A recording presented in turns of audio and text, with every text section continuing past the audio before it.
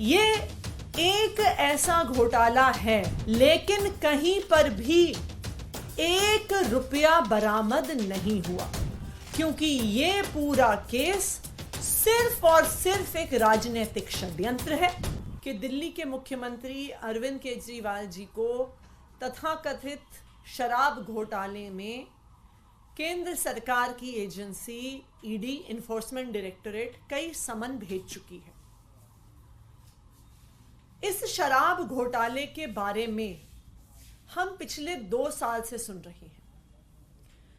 ये एक ऐसा घोटाला है जिस पे केंद्र सरकार ने अपनी सारी एजेंसी लगा दी, सारे अफसर लगा दिए।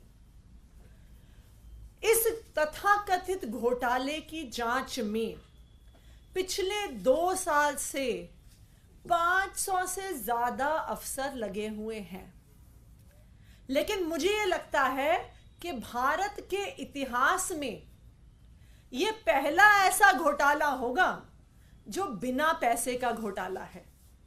यह पहला ऐसा घोटाला होगा जहां पर 1 रुपया भी किसी एजेंसी को बरामद नहीं हुआ है।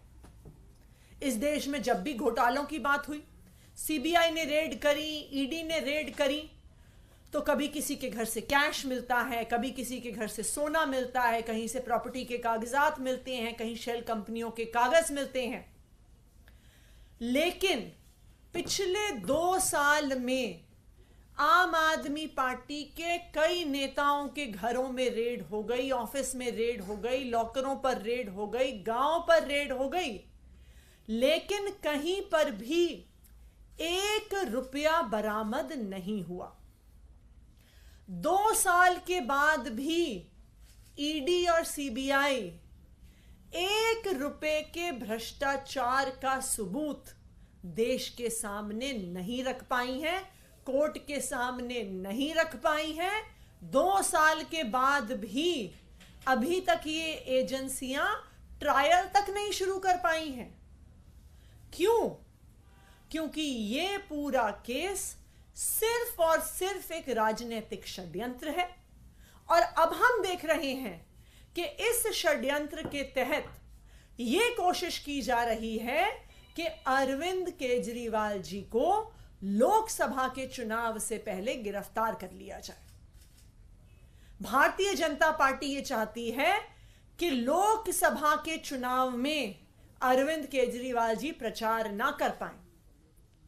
यही कारण है कि जस्ट लोकसभा के चुनाव से पहले अरविंद केजरीवाल जी को समन पे समन भेजा जा रहा है, लेकिन यह नहीं बताया जा रहा कि उनको समन कर क्यों रहे हैं। क्या उन्हें एक विटनेस के तौर पे समन कर रहे हैं? क्या उन्हें एक अक्यूज्ड के तौर पे समन कर रहे हैं? क्या उन्हें दिल्ली का मुख्यमंत्री होने के नाते समन कर रहे हैं?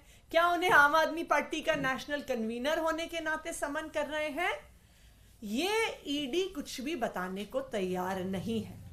इसलिए बताने को तैयार नहीं है क्योंकि ये जो समन है और ये जो गिरफ्तार करने का इरादा है, इसका किसी भी जांच से कोई भी लेना देना नहीं है।